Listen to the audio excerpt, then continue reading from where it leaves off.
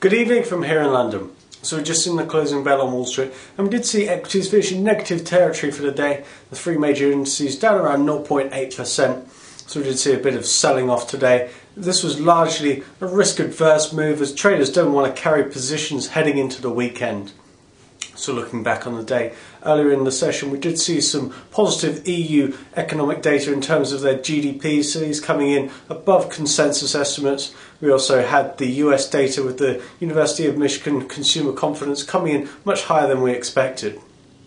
So looking back on the week, at the beginning we did see S&P downgrade Greece's sovereign credit rating, so this did dramatically weigh on the euro. So we've seen real pressure on the euro all week as many ECB speakers have sought to defend the euro, and there's been continued speculation about Greece looking for either bondholder haircuts or restructuring of their debt, or trying to reduce the rates in which they repay their obligations. So looking elsewhere in terms of other assets, we have seen some mixed trading in crude today. It did finish in minor negative territory for the day.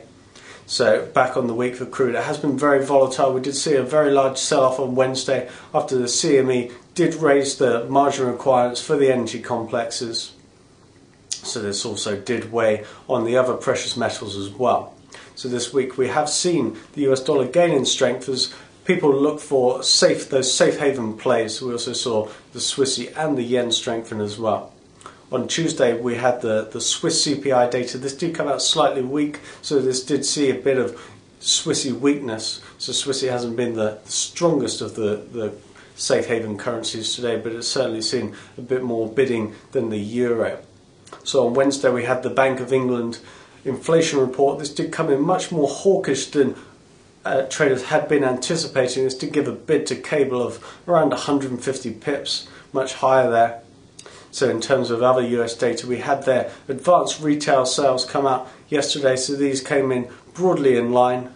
The CPI data today did come in a little bit higher than expected on the year-on-year figure. So that's about it for this week. Next week we look forward to the FOMC minutes, and we also have the Bank of England minutes as well. We also have earnings from the likes of Dell and Walmart. So that's it for us for the week. We hope you have a great weekend, and we'll bring you another full report on Monday.